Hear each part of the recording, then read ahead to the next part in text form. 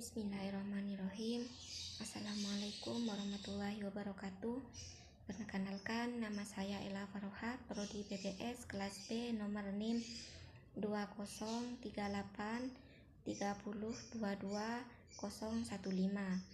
Saya di sini akan menjelaskan tentang 3 aliran yang menjelaskan tentang faktor yang dapat mempengaruhi pembentukan diri. Yang pertama, nativisme. Nativisme adalah faktor yang paling berpengaruh terhadap pembentukan diri seseorang, adalah faktor pembawaan di dalam yang bentuknya dapat berupa kecenderungan, bakat, dan akal. Aliran ini lebih menekankan pada potensi batin seseorang. Yang kedua, empirisme. Empirisme adalah faktor yang paling berpengaruh terhadap pembentukan diri seseorang, adalah faktor eksternal seperti lingkungan hidup, pendidikan, dan pembinaan. Yang ketiga, konvergensi.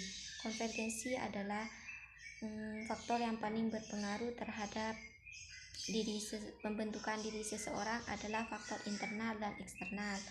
Konvergensi ini merujuk pada surah An-Nahl ayat 78 yang artinya, dan Allah mengeluarkan kamu dari perut ibumu dalam keadaan tidak mengetahui sesuatu pun, dan Dia memberi kamu pendengaran, penglihatan, dan hati agar kamu bersyukur. Jadi, maka telinga dan hati menurut media ini adalah bagi manusia untuk tumbuh dan untuk mengenal. Selanjutnya, gambaran Allah terhadap eksistensi manusia. Yang pertama, manusia sebagai makhluk terpuji, yang menjelaskan dalam surah Al-Baqarah ayat 30. Jagalah ketika Tuhanmu berfirman kepada para malaikat, sesungguhnya aku hendak menjadikan khalifah di muka bumi. Yang kedua, dalam surah At-Tin ayat 4, yang artinya sesungguhnya kami telah menciptakan dalam bentuk yang sebaik-baiknya. Yang ketiga, dalam surah Al-Imran ayat 110, yang artinya kamu adalah umat yang terbaik yang dilahirkan untuk manusia menyuruh kepada yang mu'raf. Yang kedua, manusia sebagai makhluk tercela, yang menjelaskan dalam surah Al-Ahzab ayat 72, yang artinya sesungguhnya makhluk itu amat zalim dan amat bodoh. Yang kedua, dalam surah Al-Alaq ayat 6, yang artinya ketahuilah sesungguhnya manusia benar-benar melampaui batas. Yang ketiga, dalam surah Al-Hajj ayat 66, yang artinya sesungguhnya manusia itu benar-benar sangat mengingkari nikmat. Selanjutnya, beberapa faktor yang mempengaruhi akhlak. Yang pertama, insting. Insting di sini artinya bawaan sejak lahir. Insting secara behavioristik merupakan tuntutan untuk beraktivitas. Pengaruh nativisme beranggapan bahwa insting adalah faktor internal dari kondisi psikis manusia. Nafs dan ruh.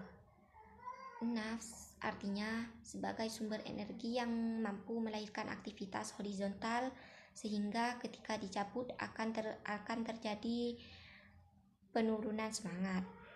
Yang kedua, ruh. Ruh adalah mengaktifkan seluruh komponen tubuh termasuk nafas, akal, hati, dan lain-lain, sehingga ketika dicabut akan terjadi kematian. Yang kedua, pembiasaan. Pembiasaan adalah sebuah keniscayaan yang harus diwujudkan dalam Islam disebut dengan istiqomah.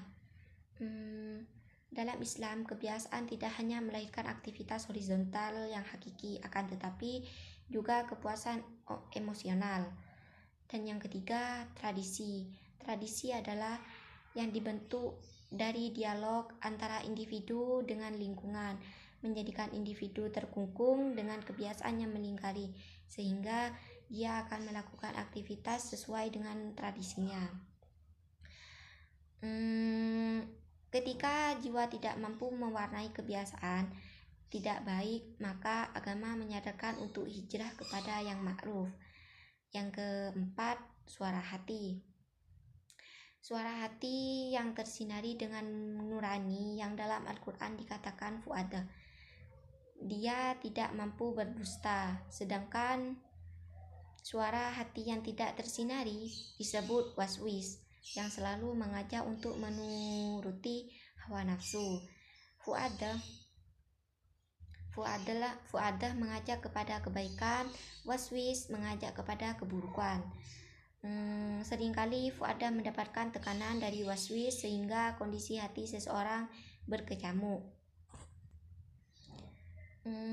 Yang kelima, kehendak adalah bersinonim dengan kemauan, sedangkan keinginan bersinonim dengan hasrat. Ketika keinginan diberi penekanan, maka ia akan naik menjadi kehendak. Dalam Al-Quran, kehendakan memiliki kebebasan untuk melakukan aktivitas yang dipilihnya. Akal berperan untuk menekankan akal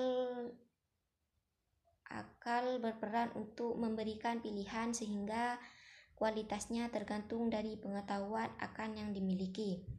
Yang keenam, pendidikan. Pendidikan sebelum kehendak menentukan pilihan yang ditetapkan, bantuan akal pikir sangat dibutuhkan untuk memberikan pencerahan. Semakin banyak pengetahuan yang diserap, maka semakin banyak alternatif yang ditawarkan pada kehendak. Pendidikan dalam akhlak lebih mengedepankan konvensional yang lebih mengedepankan kecerdasan otak. Sekian dari saya, kurang lebihnya mohon maaf. Wassalamualaikum warahmatullahi wabarakatuh.